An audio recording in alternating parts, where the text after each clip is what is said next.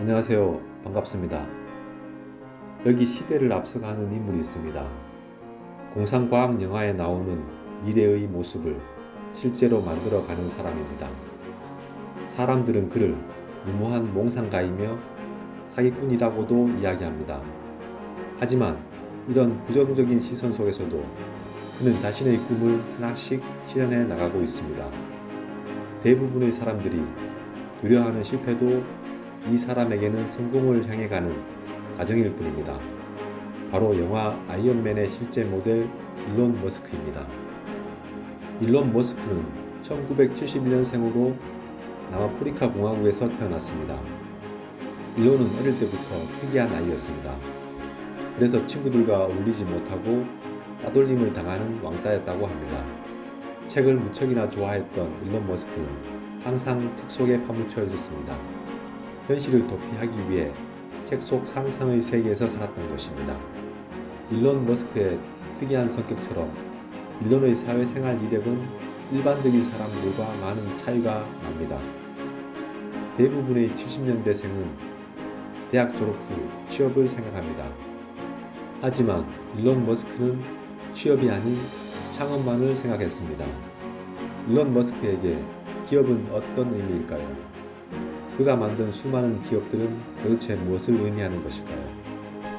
기업은 법인이라고도 합니다. 실존하는 인간이 아닌 법적으로만 존재하는 인간이라는 뜻입니다.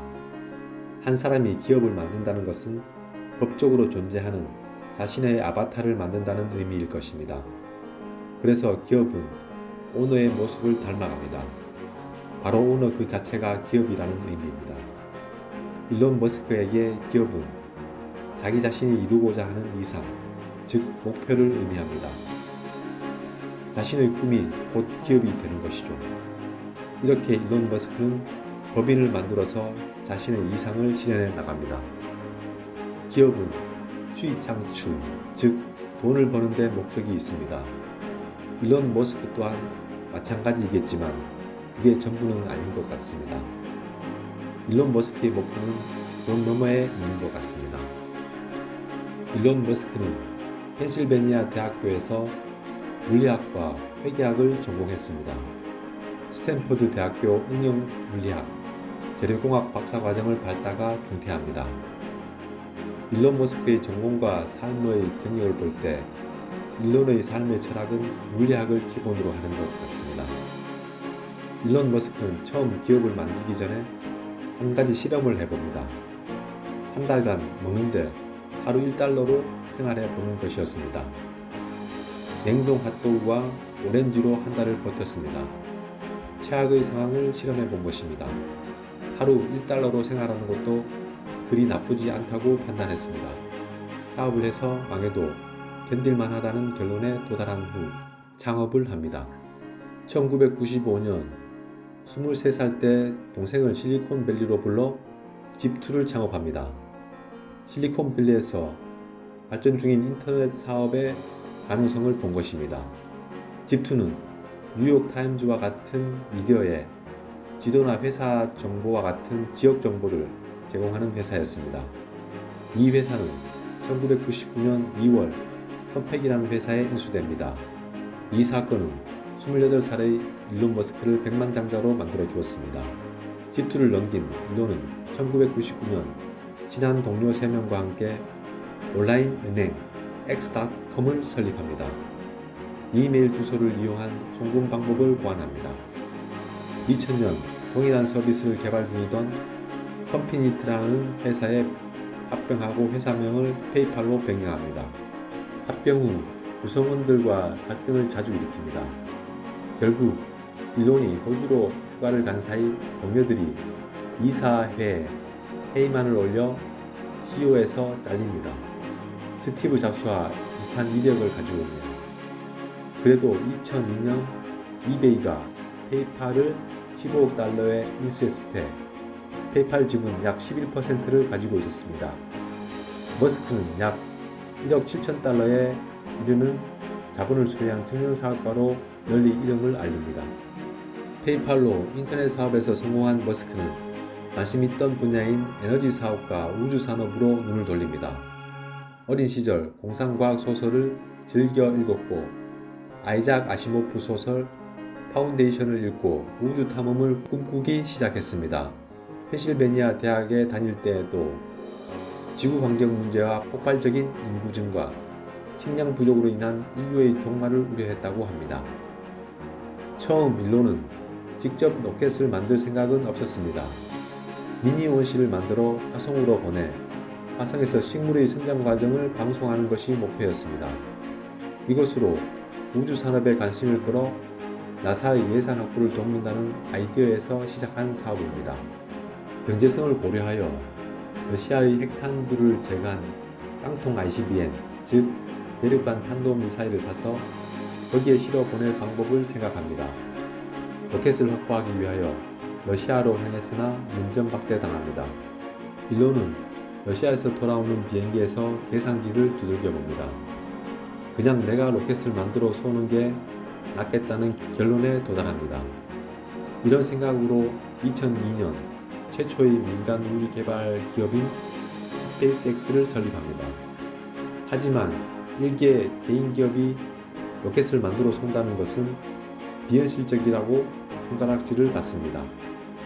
유능한 공학자들을 섭외하여 펠컨 1이라는 로켓을 만들었지만 3번의 로켓 발사가 모두 실패합니다. 파산 직전 일론은 극적으로 4번째 발사에 성공하여 인공위성을 쏘아 올립니다. 극적인 기사회생이었습니다. 그리고 2016년 4월 로켓의 해상 회수에 성공합니다. 2020년 6월에는 크루 드래곤 민간 유인 우주선 발사에 성공합니다. 현재는 우주선의 용량을 키워가고 있습니다. 스페이스X의 최종 목표는 인류를 화성으로 이주시키는 데 있습니다. 또한 스페이스X는 지구 저궤도상에 1만 개가 넘는 인공위성을 배치한다는 계획도 실행하고 있습니다. 이것이 스타링크라는 인공위성 인터넷 상품입니다. 이후 일론 머스크는 2003년 테슬라 모터스라는 자동차 회사를 설립합니다. 주력 사업은 자율주행차의 개발 및 판매와 하이브리드가 아닌 100%의 전기 자동차 양산에 있습니다. 테슬라 모터스는 2021년 1월 현재 토요타를 추월해 전 세계 자동차 회사 중 시가총액 1위에 올랐습니다. 2006년에는 솔라시티라는 회사를 설립합니다. 무한에 가까운 태양에너지를 이용하여 청정에너지를 생산하는 기업입니다. 사업 초창기에는 거의 무료로 솔라판을 설치해주면서 본격적으로 사업을 확장하였습니다. 태양에너지 사업에 주력하던 솔라시티는 배터리 사업에 간접적으로 투자했습니다. 배터리 사업을 통해 테슬라 모터스의 전기차 생산을 지원했습니다. 이후 경쟁회사에 의해 타격을 받아 회사의 전망이 불투명해집니다. 하지만 배터리 사업의 중요성이 부각되어 테슬라 모터스에 인수됩니다. 일론 머스크가 만든 공상과학 소설에나 나올 법한 기업에는 뉴럴링크라는 기업이 있습니다. 뉴럴링크의 목표는 인간의 뇌와 컴퓨터를 결합하여 슈퍼 두뇌를 만드는 데 있습니다. 뇌에 흐르는 전극을 이용하여 데이터를 쓰거나 AI와의 융합을 꿈꾸는 기업입니다. 2017년에는 보링 컴퍼니라는 기업을 만듭니다. 이 기업의 목표는 땅속에 터널을 만들어 교통체증을 해소하는 것입니다. 교통체증을 해소하기 위하여 지하에 도로를 뚫어 차량을 실어 플랫폼으로 이동시키는 방식을 구상하고 있습니다. 차량을 운반하는 모듈이 있으며 이 모듈은 선로를 따라 움직입니다. 이 터널을 이용하면 평소 교통체증으로 6시간 걸리던 거리를 30분 만에 갈 수 있다고 합니다. 2018년 12월 18일에 스페이스X 본사가 위치한 LA 남부 호선에서 LA 국제공항을 잇는 보링 컴퍼니 터널이 공개되었습니다. 원래 계획인 시속 241km가 아닌 64km로 운행되긴 하였지만 터널 시작에서 끝까지 3분밖에 걸리지 않았습니다. LA 러시아워를 피해갈 수 있다는 가능성을 보여주었습니다. 이상으로 일론 머스크의 기업들과 그의 이력을 살펴보았습니다. 만약 일론 머스크가 대한민국에 태어났다면 지금의 그가 될 수 있었을까요? 대한민국이 만들어 놓은 보편적인 상식에 파묻혀 졸업 후 취업부터 생각했을 겁니다. 우리 대부분은 인생은 이렇게 살아야만 한다는 고정관념에 매몰되어 있는 것 같습니다.